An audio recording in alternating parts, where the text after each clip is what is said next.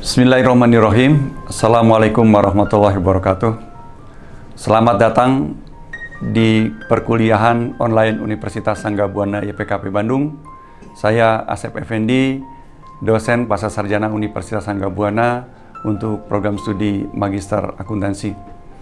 Pada kesempatan yang berbahagia ini, saya ingin menyampaikan salah satu materi dari Behavioral Accounting atau akuntansi keperilakuan.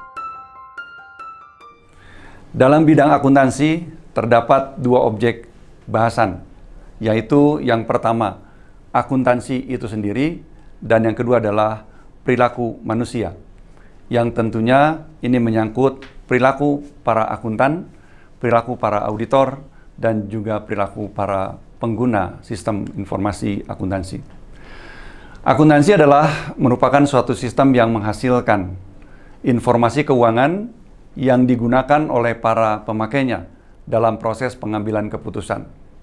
Seperti kita ketahui, proses akuntansi itu mencakup beberapa tahapan, yaitu pencatatan, pengklasifikasian, kemudian pemrosesan, pelaporan, dan pengungkapan, serta penyediaan, serta interpretasi. Yang kita garis bawahi adalah bagaimana kaitan perilaku akuntansi dengan proses pengambilan keputusan atau behavior dari para pengambil keputusan. Para mahasiswa yang dirahmati Allah, menurut American Accounting Association, akuntansi sebagai proses yang mengidentifikasikan, mengukur, mengkomunikasikan informasi ekonomi untuk memungkinkan perubahan, pertimbangan, dan pembuatan keputusan yang berinformasi oleh pemakai informasi yang terkini. Sedangkan menurut Siegel dan Marconi, akuntansi adalah sebuah disiplin ilmu yang terkait dengan jasa yang mampu memberikan informasi yang relevan dan tepat waktu mengenai masalah keuangan perusahaan dan untuk membantu pemakai internal dan eksternal dalam proses pengambilan keputusan ekonomi. Mohon diperhatikan hal-hal yang penting dalam definisi akuntansi. Bahwa dalam proses akuntansi ada pembuatan, ada pertimbangan, ada pengambilan keputusan. Kemudian yang kedua, dalam proses pengambilan, dan yang ketiga adalah pemilihan berbagai alternatif yang mungkin akan dijadikan keputusan. Kemudian yang berikutnya, perilaku manusia adalah studi mengenai apa yang dilakukan orang-orang dan bagaimana perilaku tersebut mempengaruhi kinerja orang tersebut. Sehingga perilaku manusia yang berkaitan dengan pekerjaan, kerja, produktivitas, kinerja manusia, dan manajemen akan sangat dipengaruhi oleh informasi keuangan yang disajikan oleh sebuah sistem informasi akuntansi. Ketika kita mempelajari lebih dalam tentang disiplin ilmu pendukung perilaku manusia, maka sampailah kita pada keharusan memahami.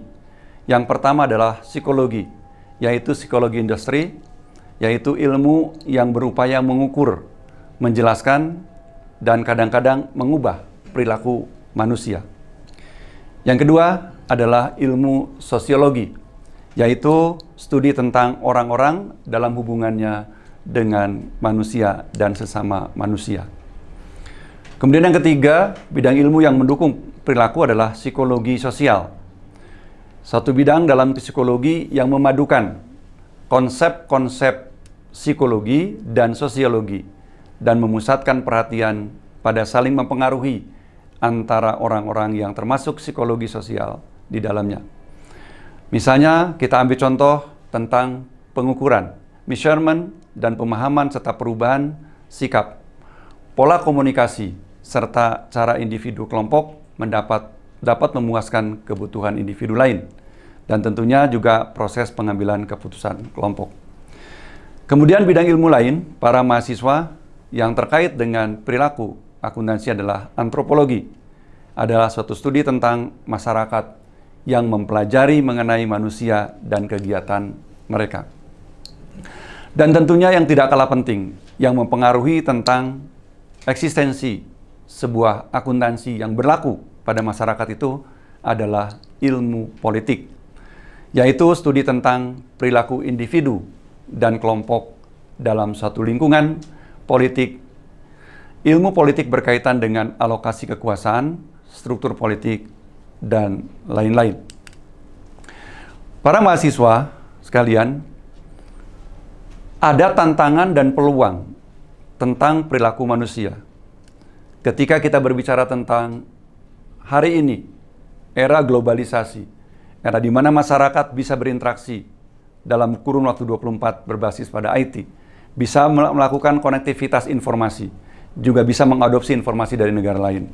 Maka di globalisasi ini akan terlihat pengaruh-pengaruh yang signifikan tentang keterampilan dan dalam mengelola manusia.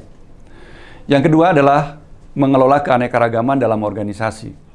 Ketika kita berbicara tantangan ke depan, menyesuaikan diri dengan orang-orang yang berbeda. Keanekaragaman, perbedaan dalam dan luar negeri. Ini menjadi penting. Oleh karena itu, ketika kita berbicara dalam proses penyusunan akuntansi dan sistem akuntansi, maka aspek yang perlu dipertimbangkan adalah struktur sosial, budaya, komitmen organisasi, konflik peran, konflik kepentingan, dan pemberdayaan sumber daya manusia.